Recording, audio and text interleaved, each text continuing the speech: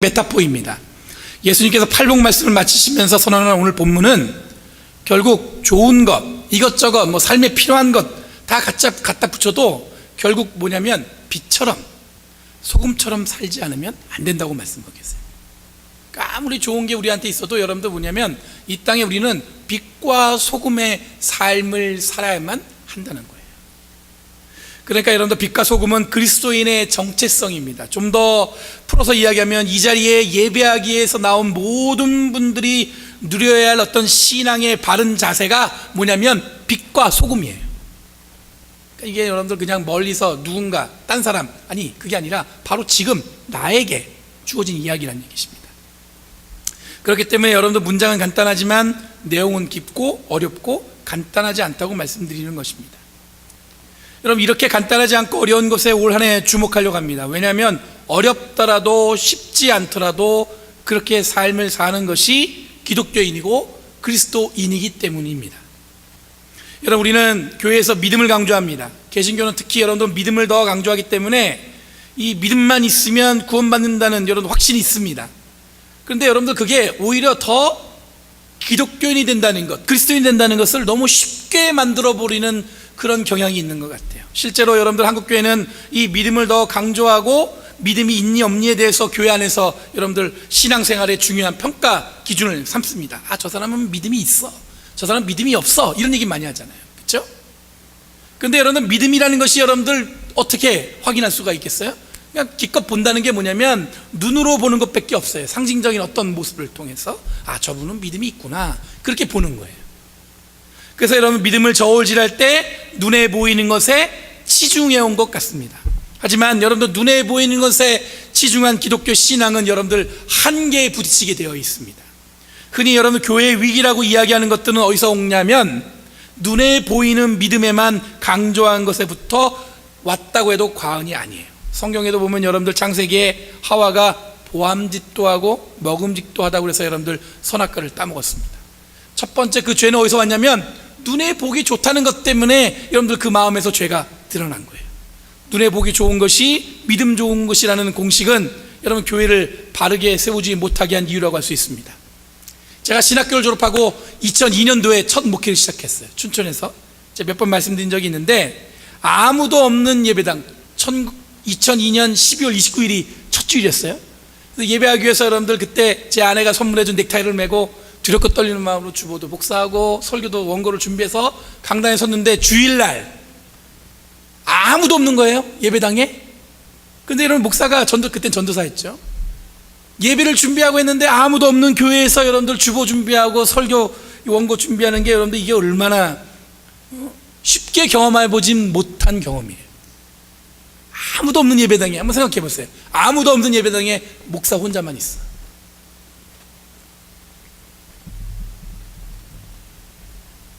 이때부터 제가 여러분들 어떻게 할게요? 목회를 어떻게 보면 잘해야겠다는 생각 때문에 제가 배워야 될 건 다 배웠습니다. 왜냐하면 신학교에서 안 가르쳐 준 게 많거든요. 그래서 좋은 세미나 혹은 좋은 배움의 자리가 있을 때 되면 그 길 무조건 찾아가서 배웠습니다. 그런데 함께 공부하고 함께 그 자리에 있던 분들과 나누는 자리에 공통적인 내용이 뭐냐면 신학교 때 배운 신학은 쓸모없다라는 거예요. 등록금을 얼마나 비싸게 주고 배웠는데 다들 하는 얘기가 뭐냐면 학교에서 배운 게 목회에는 전혀 도움이 안 된다는 거예요. 처음엔 제가 동의했습니다. 왜냐하면 저도 이 갈급하니까. 근데 점점 의문이 생겨나기 시작했습니다. 이 의문의 뿌리는 뭐냐면 방법은 알겠지만 알맹이가 눈에 확 들어오지 않아요. 무슨 얘기냐면 스킬은 배워요. 어떻게 하는지는 배우는데 정말 중요한 것에 눈에 들어오지 않는다는 것이 의문이 생겼어요. 왜냐하면 교회가 이 기술로 되는 게 아니거든요. 제가 이게 죄송합니다. 기술이라는 표현을 써서 그런데 적당한 용어가 없어요. 근데 그렇게 해서 되는 게 아니거든요. 여러분, 흔히들 한국교회는 보수적이라고 이야기하지만 여러분들 제가 만나본 많은 선배 목사님들, 저를 어떻게 보면은 신학교로 몰아놓은 그 목사님들을, 제가 교제했던 목사님들을 보면은 그분들은 정말 진실한 신앙과 함께 교회의 새로운 방향을 위해서 노력했던 분들이에요. 큰 교회를 어떻게 보면 담임으로 청빙이 됐는데도 불구하고 자기는 그게 안 가고 어디로 갔냐면 시골 교회에 가서 목회하시는 목사님. 그 목사님 그 이유가 뭐냐면 시골 교회는 전도사들이 와갖고 안수 받으면 다 다른 데로 가는 거예요. 그러니까 그 시골교회에 있는 성도님들은 뭐냐면 이 목사님이 안수를 받아야 축도를 하는데 축도를 받아본 적이 없어요. 그 목사님은 마음이 아픈 거예요. 내가 그래도 여기서 농사 지면서, 그래서 목사님이 농사를 제법 잘 지세요. 그 목사님을 보면서 제가 많은 걸 느꼈습니다. 어떤 목사님은 지역 공동체, 교회에 사람을 많이 모으는 게 아니라 지역사회에 어떻게 하면 같이 무언가를 할 수 있을까, 이거 고민하는 분이에요. 눈에는 크게 보이지 않지만 작고 작지만 굉장히 힘 있는 공동체를 제가 봤어요. 어떤 목사님은 여러분들 겨울 되면, 제가 이맘때만 생각나는데, 지역에 연탄 배달을 합니다. 뭐냐면 연탄은행이라 해가지고 이 창고에다 연탄을 채워놓고 어느 누구든 그 창고가 열려 있습니다. 그래서 연탄을 가져가기도 하고, 필요하다고 연락이 오면 어떻게 합니까? 가서 배달까지 해줘요. 그래서 그거를 맨날 늘 발론티어로 제가 교회 학교 아이들하고 같이 봉사했던 기억이 나는데, 그분들이 노력했던 건 뭐냐면 전통적인 교회의 방향, 그러니까 여러분들 우리 머리에 세팅이 되어 있는 그 교회라면 이런 것이다라는 게 있잖아요. 근데 그런 것에서 벗어나서 하나님의 사랑과 은혜와 기쁨을 나눌 수 있는 게 무언가를 고민하려고 노력하는 흔적들을 저는 봤습니다. 그래서 여러분, 제가 내린 마음은 뭐냐면, 신학이 없는 교회의 신앙은 병들 수밖에 없다는 거예요. 이 말은 뭐냐면, 무조건 믿는 것만이 좋은 믿음이 아니라 질문과 고뇌가 함께하는 신앙이 더 깊이 있는 믿음으로 이끈다는 사실을 깨달았습니다.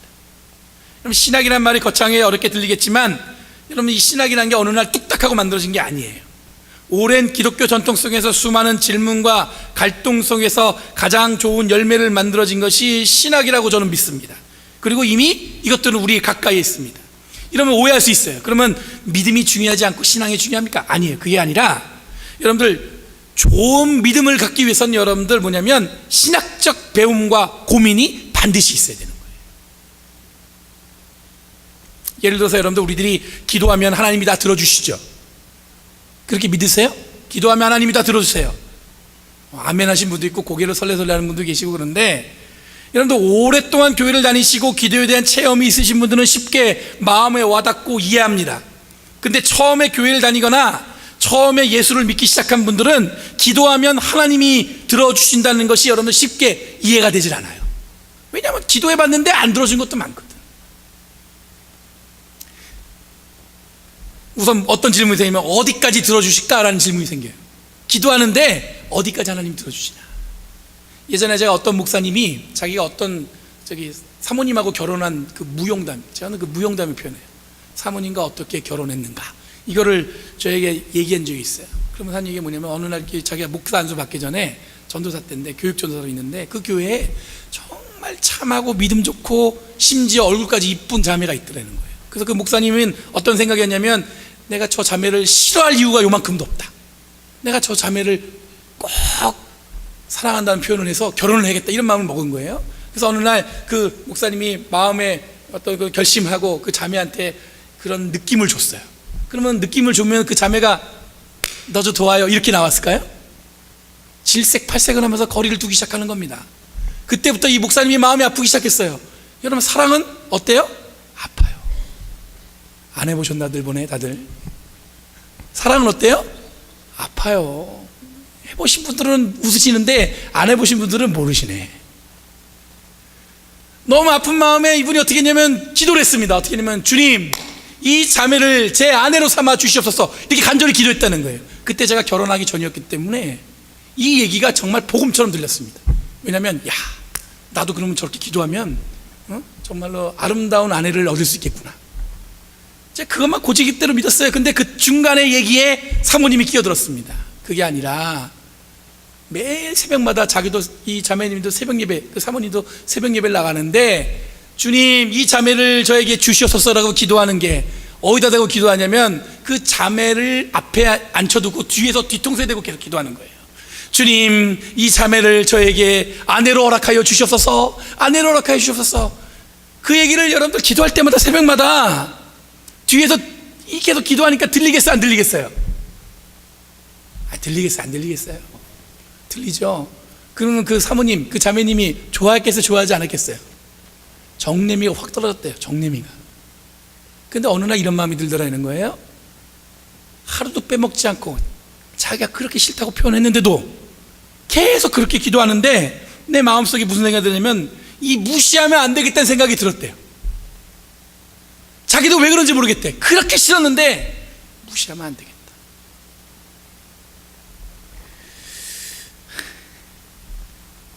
그럼 결론적으로 제가 기대했던 기도의 응답은 그냥 가만히 앉아서 기도하는 대로 하나님이 응답해 주시는 것이 아니라 그 기도를 위해 간절히 노력할 때 이루어진다는 걸 깨달았어요. 기도하면서 여러분 그 일을 위해서 어떻게 하는 거예요? 열심히 헌신하는 거예요. 열심히 노력하는 거예요. 프레즈나는 연합감리교회 부흥을 위해서 노력하길 원하세요? 가만히 앉는 게 아니라 기도하죠. 기도만 하는 게 어떻게 해요? 열심히 노력해야죠. 함께 노력해야죠. 여러분, 이것은 그냥 하나의 우스갯소리로 듣는 분도 계시겠지만 이 안에 기도에 대한 신학적 접근과 해석이 있습니다. 초대교회도 그렇고 중세교회도 그렇고 기도를 통해 이루어지지 않는 것이 많이 있었을 것입니다. 실제로 여러분들 대대적인 십자군 전쟁을 여러분들 역사적으로 우리가 잘 알고 있죠. 근데 여러분 그게 성공했나요? 실패했나요? 철저하게 실패했어요. 십자군 전쟁으로 정말 많은 젊은이들이 성지를 탈환하기 위해서 여러분들 전쟁을 벌였지만 결국엔 여러분들 어떻게 되냐면 철저하게 실패하고 나중엔 포기하게 됩니다. 결론적으로 어떻게 됐냐면 귀족들과 교황과 황제만 배가 불렀어요. 나머지 유럽은 완전히 그 십자군 전쟁 때문에 완전히 그냥 꼬꾸라들었습니다. 그런데 여러분들 그때 사람들은 질문하겠죠. 그럼 하나님이 패배한 것일까? 여러분, 이를 해석하고 이해하기 위해 많은 신학자들이 노력했을 겁니다. 교회도 그것을 응답하기 위해서 노력했겠죠. 그런데 여러분들 이것을 바로 어떻게 했냐면 신학적인 작업을 통해서 이 노력들이 이루어져 왔다는 겁니다. 여러분, 신학적 해석에서 기도는 무언가를 이루기 위한 주문이 아니라 하나님과 소통과 하나님의 뜻을 찾아가는 여정이라는 보편적 신학적 응답을 찾아냈습니다. 간절한 마음으로 기도하는 기도와 간구는 내가 원하는 대로 이루어지기도 하지만 엉뚱한 상황에 그 기도자를 몰고 가기도 합니다. 어떤 순간에는 더 어렵게 그 상황을 처하기도 합니다. 하지만 시간이 한참 지나면 어떻게 돼요? 내 뜻과 달랐지만 하나님이 그렇게 하셨구나 깨닫게 된다는 거죠. 여기서 신학은 여러분들 하나님의 임재와 역사가 그리고 그분이 계시고 우리들이 계산하는 그 시간 너머에 하나님의 뜻이 있음을 우리에게 이해하도록 도와줍니다. 그러니 온전한 믿음을 지키기 위해서 신학이 도움을 주는 것이지 결코 무시해야 할 도구가 아니라는 거예요. 여러분, 기도에 대한 단적인 예를 들어서 쉽게 마음이 안 와닿을 수 있겠지만 지금 우리 시대에 이런 신학적 기틀을 세운 사람이 누구냐면은 알버트 슈바이처라는 사람이에요. 아시죠? 그분 맞아요. 알버트 슈바이처.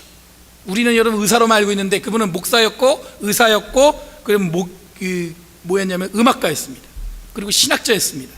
이분이 처음으로 사람들의 질문에 응답해서 신약성경, 특히 복음서에 대한 이 질문을 이 책으로 썼어요. 뭐냐면 이 알버트 슈바이처라는 분이 뭐냐면 복음서에 예수님이 이 말씀하셨는데 정말 이걸 예수님이 말씀하셨을까? 라는 질문을 하기 시작한 거예요. 이게 되게 그 당시는 파격적인 얘기였습니다. 그런 고민과 그런 질문을 통해서 걸출한 신학자들이 나오기 시작했습니다. 대표적으로 루돌프 불트만이라는 신학자가 나왔는데 그 사람은 오늘날 성경을 해석하는 가장 기초적인 틀을 만들어낸 사람이고 그 다음에 전체적인 신학에서는 폴 틸리라는 사람을 여러분들 그분의 영향을 받고 오늘날 현대 근대의 모든 신학적 기초의 틀을 세웠어요. 연초부터 왜 이렇게 어려운 얘기를 할까 싶은데 그냥 여러분들 어떻게 이해하시면 되냐면 이 수많은 질문과 풀리지 않은 내용들을 이해하고 더 깊이 하나님을 알아가는데 영향을 미쳤다 정도로만 이해하시면 돼요. 그러니까 그 과정을 통해서 끊임없이 사람들이 여러분들 그냥 믿음을 잘 지키면 좋았는데 믿음이 흔들리기도 하고 믿음이 여러분 시험 들기도 하고 믿음이 고통스럽기도 할 때 여러분 그때는 어떻게 했냐면 그들은 질문을 통해서 하나님과의 관계를 회복해 나갔다는 거예요. 그 도움을 누가 했다고요? 신학자들이 했다는 거예요. 앞에서 말씀드린 것처럼 이런 분들의 노력은 우리의 믿음을 더 깊이 이해할 수 있는 도구를 갖게 되었습니다. 그래서 여러분들 그걸 통해서 성경 공부도 하고 예배도 드리고 이 성경 해석에 영향을 미쳤습니다. 여러분 그것을 반드시 기억해야 되는데 이 믿음만을 강조하면 결국 여러분들 아무 조건 없이 잘 믿어지면 좋은데 우리의 삶이라는 게 여러분들 이 믿음이라는 게 흔들리기 십상이거든요. 그래서 여러분들 우리는 끊임없이 어떻게 되냐면 하나님과의 관계를 통해서 질문하고 그에 대한 응답을 받아야 돼요.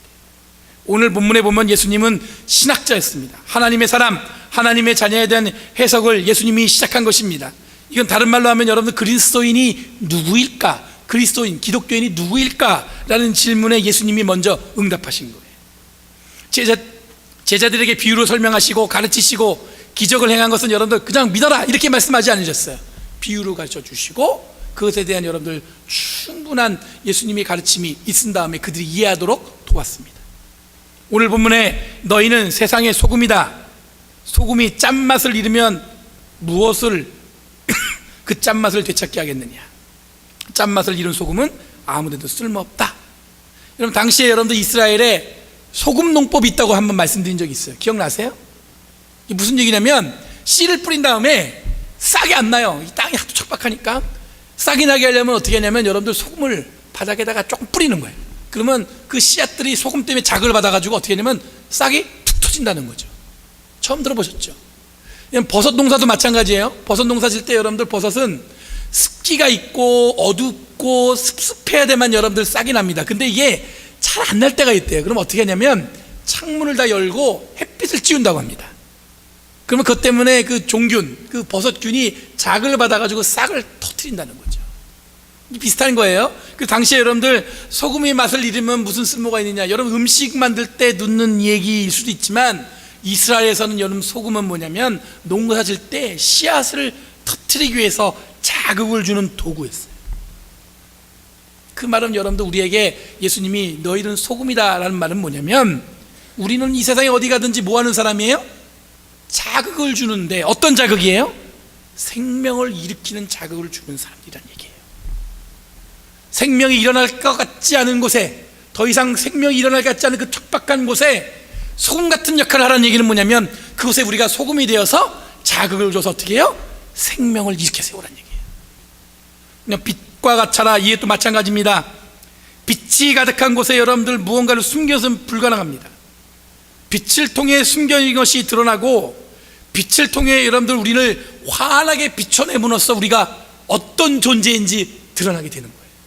아무리 숨겨도 숨겨지지가 않습니다. 그런데 여러분들 빛을 통해 우리는 드러나는데 그때 드러날 때 우리가 뭘 깨닫냐면 내가 죄인이구나, 내가 교만했구나, 이걸 깨닫게 된다는 거예요. 그러니까 너희가 세상의 빛이라, 그 얘기는 뭐냐면 어두운 것을 환하게 드러낼 수 있는 기쁨과 은혜를 여러분들 우리의 삶으로 드러내는 것입니다. 이런 의미에서 여러분들 세상의 빛과 소금의 교회가 되자는 표어를 만들었어요. 이런 의미에서 어디서든 그리스도인들이 되자고 말씀드리는 것입니다. 그냥 교회 안에만 그리스도인이 아니라 세상에 나가서 그리스도인이 내가 가는 어느 곳에서도 그리스도인으로 살아가는 기대와 소망을 담아내자는 것입니다. 거기에 또 하나님이 우리를 귀하게 사용하신다면 여러분들 어둠을 꿰뚫고 나오는 희망의 빗줄기가 우리의 삶을 통해서 드러날 수 있도록 노력하자는 얘기입니다. 고난과 고통이라는 어둠의 자리에 빛으로 함께하고 그들을 위로하고 소금의 손길로 이 세상에 그리스도의 생명을 그려가는 거룩한 주님의 손길이 되는 삶을 살자는 표현으로 이런 내용을 쓴 거예요. 이런 해석, 이런 이해가 어디서 오냐면 바로 신학적인 노력과 자양분에서 오는 것입니다. 여러분들 매년 좋은 표, 좋은 목회 방향으로 교회가 함께 가기를 정하고 있습니다.